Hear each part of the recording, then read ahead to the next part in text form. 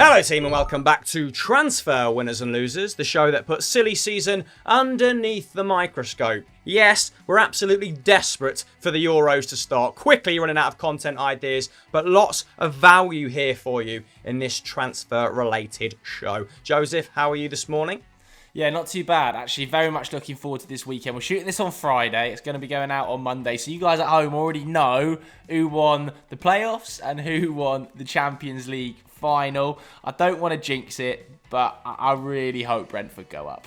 Yeah, me too. Right, just so you're aware of what we're doing in the coming weeks on Winners and Losers, we're going to do a three-parter, a holy trilogy. Today, one player that each of the top six should sign. And of course, that doesn't include the likes of Tottenham and Arsenal, who we're including in the second episode, which is how to fix the chasing pack. And then we're rounding off the shows with a how to keep the promoted teams in the Premier League with some smart signings. Right, we might as well start at the summit. Show one, Joseph. Manchester City. Well, there is only one player, in my opinion, for Manchester City this summer. Whether or not he's attainable remains to be seen. Of course, Harry Kane is that man. Personally, I think he's going to be priced out of a move, but never say never in the footballing world. Stranger things have happened, and to be honest with you, we've spoken about Harry Kane to death. So we're going to move on to the left-back situation at Manchester City, which potentially is the next most pressing area that needs to be addressed. It looks like Benjamin Mendy might well be on his way out of the club. Zinchenko is there and offering very, very solid cover. However, they are continuously being linked, aren't they, with Nuno Mendes, the 18-year-old Sporting left-back, for around £50 million, which on the face of it seems like a lot of money for an 18-year-old, but you can quickly see why he's costing such exuberant figures. 29 Premier League starts this season, 5 defensive actions a match. I mean, he obviously was involved in Sporting's efforts of ending that 19-year title drought. I think he's already a full-capped international. Incredible levels of talent. Yes, he doesn't have the most sort of attacking actions. I think he's at 1 goal, 1 assist this season. But his all-round game is obviously extremely special. And I think that's probably something Pep looks at in his fullbacks and thinks, can he play in that sort of inside fullback role, the inverted fullback in that midfield space? And I think Nuno Mendes probably could be taught to play it. So an 18-year-old left-back, you're probably not going to find better young talent in that position on the planet than Nuno Mendes. This seems like a bit of a no-brainer for Man City, I think. Yeah, like you said, particularly from a defensive standpoint, which is why I'm coming in with a slightly more attacking suggestion in the form of Atalanta's Robin Gosens. He could be a good alternative on that front. Of course, has been linked quite heavily with Leicester City as well for a pretty staggering fee. I think it's between 30 and 40 million pounds. Now, the German international has scored 19 times and registered 13 assists across the last 2 campaigns for Gasparini's men. So, I mean, they're attacking midfielders numbers, aren't they? But we expect that from Atalanta, such as their attacking fluidity. 2.3 shot creating actions per 90. Very strong for a fullback. Balances that out, though, with decent defensive numbers. 2 tackles, 2 blocks. Wins around 1.5 aerial duels per 90. So no slouch in the defensive quarters either. Like I said, early reports suggest that in order to prize him away from Bergamo, a club would have to bid in the region of 40 million euros. But yeah, if they're not going to get Harry Kane, we think that defensive frailty at left back, the sort of lack of form from Benjamin Mendy, it looks like it's become terminal now, doesn't it? Him competing for a place or solidifying a place in Pep's starting XI. We think they should probably pursue Nuno Mendes or Robin Gosens. Who would be your preferred option? Let us know in the comments below. What were we saying there, Joseph? I was going to say, but in my opinion, if you can sign Harry Kane, the left back off now. Like, Cancelo offers more than enough colour at left back. Put all your money into Harry Kane if I was Man City. All right, fair enough. Moving on to Manchester United then. Let's talk about Manchester United, because there's a host of positions that Manchester United need to sign players in. Probably the 3 most pressing positions are right wing, defensive midfield and centre-back. Every Manchester United fan will be able to tell you those are the 3 positions United urgently need to address. Jaden Sancho, obviously the most talked about summer transfer with Manchester United. We're not going to go into him too much. In defensive midfield, I'd be interested to hear the commenters' sort of opinions on who United should bring in that defensive midfield role, because it needs to be someone who's actually very solid on the ball. Fred's defensive numbers are slightly underrated by people in the footballing community, I think, especially on football Twitter. Yes, he's not brilliant on the ball, and I don't think he's the long-term central midfield option for United. But defensive midfield is a position that urgently needs to be solved, and it needs to be a very, very good footballer. Centre-back, again, very hard, continuously linked with Pau Torres and Jules Koundé at Sevilla. I think it might well end up being one of those two. Then we've got potentially a right-back cover coming in, because obviously Aaron Wan-Bissaka, I think, played 54 games this season. That can't continue. And Brandon Williams looks like he's going to go out on loan. We're continuously linked with Kieran Trippier for about £5 million. I think that would be a really good option. He's got 1 year left on his contract. Whether or not you can convince him to leave Atletico this summer remains to be seen. And now we're hearing rumours, aren't we, that potentially a goalkeeper could be bought in. I personally don't see this happening in a million years. Tom Heaton's already signed his contract at Manchester United. He'll come in as the third choice behind David De Gea and Dean Henderson. I think there's absolutely no need to sign another goalkeeper this summer. Obviously, Donnarumma is on the market for free, and he is a sensation for just 22 years of age, isn't he? 215 appearances in Serie A at 22 is an absolute joke. Save percentage of 73.7%.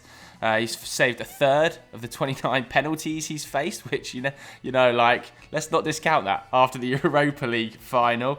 But his agent's Mino Raiola is going to want absolutely gigantic wages. He's got a huge commission when he signs. And United have more pressing areas of concern to spend what would be 20-30 million on commissions, in my opinion. I don't think we should sign a goalkeeper this summer. We've already got Tom Heaton coming in. Yeah, not to mention the staggering wages that Mino is insisting any interested party pays his client, which is believed to be around the €10 million per season mark.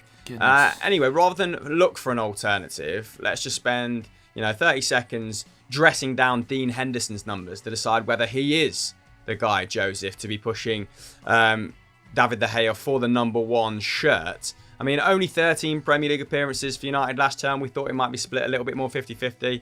Didn't really finish that way. And despite some blunders, did keep 4 clean sheets. Saved 76% of the efforts he faced, though only prevented 0.3 more goals than he should have in total if you look at his post-shot XG. So, performing solidly is a short summary of that. At 24, of course, needs more game time, has plenty of time to become the goalkeeper that Manchester United need to replace the Spaniard. It's still hard. I mean, it's hard to justify a move for Donnarumma when you've got that strength in depth, right? Money's got to go elsewhere. 100%. There's way more pressing issues. That might become an issue if those guys force moves. But, they're okay goalkeepers. And United have got to sign a centre-back, a defensive midfielder and a right winger. They're all top class this summer. And finances are going to be tight. So let's not be focusing on a goalkeeper. Should we move on to the next side then, Liverpool? Yeah, let's do it. And on the subject of defenders, it looks like they've already signed someone, doesn't it, Joseph? Breaking news today, which is, of course, Friday. Yeah, well, we call it breaking news. I think Fabrizio Romano first reported this about 2 years ago, to be fair. But it has pretty much been confirmed now by all of the major Liverpudlian news outlets that they have paid the money to get Ibrahima Konate out of his contract at RB Leipzig. That's around 35 million euros, which seems like a real snip for a 22-year-old that has been pretty sensational for RB Leipzig when he's fit and available. Of course, bursting onto the scene that 18-19 campaign in the Bundesliga. He is an extremely dominant ball-carrying centre-back. He's so solid. Completes 85% of his dribbles, which is an underrated skill for a centre-back. And I think if he slots in alongside Virgil van Dijk, they're going to have two extremely competent ball-playing centre-backs. He also completes 9.1 defensive actions per 90, wins 3.5 aerial duels. I mean, my only concern about this move, I think it's a fantastic bit of early business, and it's something Liverpool do really well, get transfers done nice and early in the window, is that he has had a lot of injury problems. Only appeared 22 times in the Bundesliga in the last 2 campaigns. due to those injuries. I think it'll be okay. I'm hoping because he's young he'll be able to get over those issues. But given that Van Dijk's coming back from an injury problem, Joe Gomez is coming back from an injury problem, Matip's made of glass, to sign another injury-prone centre-back is a bit of a risk, but I think it's well worth a risk at 35 mil. Yeah, it's a great price for him. And another player who we don't necessarily think Liverpool should sign, but we think could go for the same amount of money this season, perhaps a little bit more, maybe around the £40 million mark, is Inter Milan defender Milan Skriniar, who we've been talking about for 2 or 3 seasons. But of course, with the Inter Milan, things exploding behind the scenes, the possibility of his exit seems imminent now, seems very real, as does the exit of the rest of their stars, right, including Romelu Lukaku, who we're going to talk about in just a second. Now, Tottenham tried to snag Skriniar for £43 million last summer, didn't they? But couldn't quite iron out a deal. Not sure if that went to personal terms. But the 26-year-old proving, unlike Konate, always available for selection this campaign, making over 30 appearances in the league once more, helping his side to the best defensive record in Serie A. And, he is just a very good, refined defender. 92% pass completion, made 2.7 clearances, which I suppose when you adjust for possession is going to sound more impressive. And tackled 60% of the dribblers he faced. So formidable as part of that back three at Inter Milan. And I imagine there'll be, a fair share of suitors for him, whether it's one of these 6 clubs. We do not know, but with Konate going to Liverpool, it doesn't look like it's going to be a club on Merseyside. Anyway, let's move on to Chelsea, Joseph, because apparently Thomas Tuchel is just putting a hard request for a striker, and you're his best mate now. You interviewed him, you had a laugh with him. Can you give us any more information? Yeah, no inside information from me, but it does seem pretty apparent that Chelsea want to bring in a striker this summer, which I find quite interesting, because obviously Giroud is leaving the club, but they've still got Tammy Abraham there, they've got Timo Werner, Kai Havertz has been favoured through the middle. It looks like Tammy Abraham is going to move on, and whoever picks him up is getting an absolute bargain. But yeah, the man I've seen linked most recently, obviously we've heard Haaland's name linked with Chelsea, he's not going to move this summer, that'll be next year, is Romelu Lukaku, interestingly enough. And obviously Inter Milan are in dire financial straits. They have to start selling players to meet those sort of debt requirements. And Romelu Lukaku is probably their prized asset, isn't he? And he might think, I've got a bit of unfinished business at Chelsea. Potentially, you might see Thomas Tuchel project as very exciting and that he's done all he can over in Italy. I don't see Inter winning a Champions League. Whereas you never know, he might come to Chelsea and he might be joining European champions by the time this video has gone out. I hope I haven't just jinxed Chelsea there. But yeah, he's obviously been sensational this season, hasn't he? 64 goals in 95 appearances now for Inter Milan hamster. Romelu Lukaku to Chelsea, are you feeling it? A little bit reticent after, the £220 million spend last summer. Are they going to stick another £105 million into Romelu Lukaku when, like you said, already quite well stocked? They could wait and get Haaland for around half that price, couldn't they, if they're patient? So not entirely convinced by this one. Although, you know what, if they sell enough bit part players, like you said, if they get 30 to 40 million for someone like Tammy Abraham, Leicester and West Ham very interested, aren't they? That might encourage them, that might accelerate them seeking a striker or a slightly more prolific replacement for Timo Werner, who can be, of course, shifted out to the left. I'm sure that Tuchel has plans to accommodate all of his forwards. And there is other components of that side that can sell as well, isn't there? They've got some dross in the background as well. Some absolute dross hanging around. It's been at the club for ages. Yeah, for sure. Chelsea are great. Marina Granovskaya is great at raising funds for players by selling off-cuts, isn't she? So I'm sure that is an option. Another option that has been discussed is Wout Weghorst. He was linked with Chelsea by Gazzetta dello Sport after a second great season at Wolfsburg. Of course, Wolfsburg finished in the Champions League spots. So I'm not sure how keen he will be to leave after what feels like a very successful season. Of course, he will be the main man there after scoring 63 times in his last 117 games. And this feels like Gazzetta dello Sport just seeing Giroud leave and putting 2 and 2 together, because of course he is a target man very much in that sense, isn't he? Either way, don't think any are going to happen, but I would like to see Tammy Abraham go to Leicester. Slightly different, very different striker from Jamie Vardy, Ollie Watkins still my preference as a Jamie Vardy replacement. But yeah, get yourself to either West Ham or Leicester. Tammy Abraham, too good to be rotting on the bench. Anyway, let's cover those two teams now then. Let's move on to Leicester. And we can talk about a move in a little bit more concrete terms now, because it looks like Boubakary Soumare's move from Lille is pretty much wrapped up, Joseph. Yeah, this is an interesting one as well, because this is the first. Well, we're talking about the transfers for the top 6, and we're including Leicester and West Ham in here, obviously based on their league position. So that means we're going to have Arsenal and Spurs in the chasing pack, which is going to be quite a fun episode.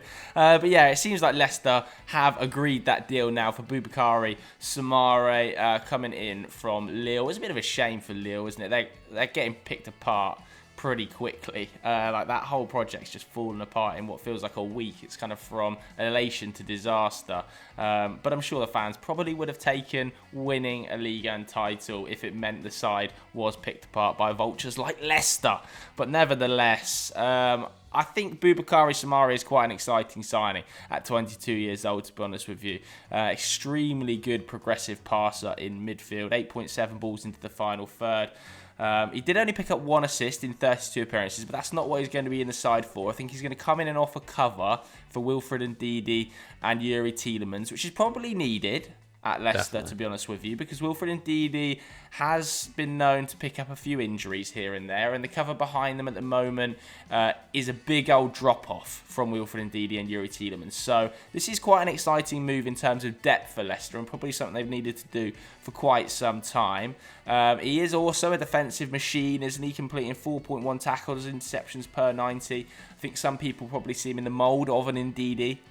And £18 million, you can't go wrong, in my opinion, with this one. This is potentially one of the sort of bargain transfers of the summer. I'm excited to see how Soumare gets on at Leicester. And I think Rodgers, now that recruitment's been taken out of his hands, will probably be very excited about this one. Yeah, like you said, a huge upgrade on Papi Mendy in that defensive midfield position. And if Leicester had a Soumare this season, for example, they could have pushed Yuri Tielemans on to play in a slightly more advanced role when James Maddison's hip gave up, or when Ayoze Perez played awfully for however many times in a row. And yeah, put him at the base of midfield. So it definitely gives Rodgers more options to tinker with. I don't think he's just going to come in as a understudy to Wilfred Ndidi. I think he will be pushing for a first team place after the season he has had. Yeah, an absolute steal at that price. I think in a year's time, we'll probably be saying Leicester's recruitment department have done it again. But yeah, it'll be interesting to see who else gets nicked from Lille. Because, of course, Benjamin Andre was the outstanding defensive midfielder in that side. And, you know, was sort of teaching Soumare the ropes, wasn't he? So to speak. Anyway, one other player we identified that could be like Soumare light at this point, if your side is in dire need of a defensive midfielder, is Alex Král from Spartak Moscow. Of course, they're enjoying a great season. Go on, Jordan Larson. Currently hounding down top goal scorer in the RPL, although I think they might have played their final game now. So I'm out of date with my Russian Premier League. The Czech international bagging over 5 assists in the RPL this season, completing over 3.3 tackles and interceptions per 90, over a dribble per match. So has all the hallmarks, like Soumare, as a really promising box-to-box midfielder. Apparently interesting West Ham to the tune of £14 million. Thought this would be an okay segue to, you know, go into West Ham and the business that they're currently conducting, which is in goal, Joseph, bizarrely enough, because Lucas Fabianski has been a great servant for them, but in his mid-30s now, and it looks like Sam Johnson staying in the Premier League with the Irons.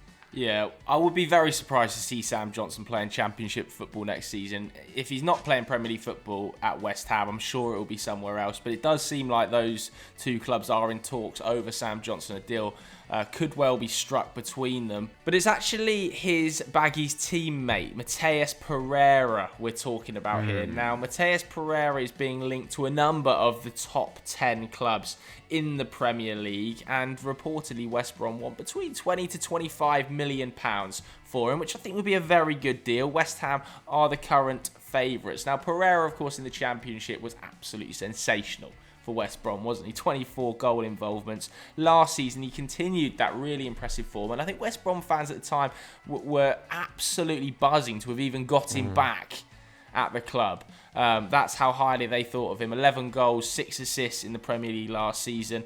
He's an extremely adept sort of attacking midfielder, come forward, can play in a multitude of different positions. And I think a little bit like Jesse Lingard, can operate across the front line. So I think this probably signals the end of any move for Jesse Lingard from West Ham if they do manage to get that deal for Mateus Pereira over the line. I think this is a really smart bit of business from West Ham. A little bit like the Saïd Benrahma move. If they can get it done early, this will be a really good bit of business. Yeah, I think there'll be competition for his signature, though, Mateus Pereira. And if they do fail to land him, I do think Bournemouth on out Danjuma could be a perfect alternative. I mean, he was a £15 million signing from Club Bruges back in 2019, wasn't it? But endured a bad injury in his first season with the Cherries, which coincided with their relegation from the division after 5 seasons. But it lit up the Championship last term. 17 goals and 7 assists. He actually had the best non-penalty XG in the league of 0.8 per 90, which is pretty bloody impressive, isn't it?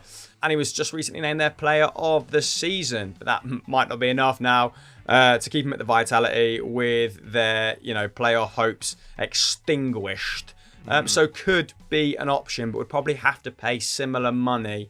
And they might be a little bit reticent given that, Pereira has proved that he can be very, very useful in the Premier League. So, yeah, I agree. Pereira the better option there, but Danjuma might be a Pereira light for them. But let's draw a line there. That is the top 6 teams done. Like I said, we're going to work our way through the chasing pack in future episodes. And we're also going to work out how to keep those promoted sides in the Premier League with some astute signings. Joe, in the interest of keeping this show short, let's just throw the guys over to another Football Daily video and get on out of here. Yeah, go and watch Sunday Vibes if you haven't already. We talked about which 7 players should be chopped from the England setup. Of course, Gareth Southgate naming a 33-man squad.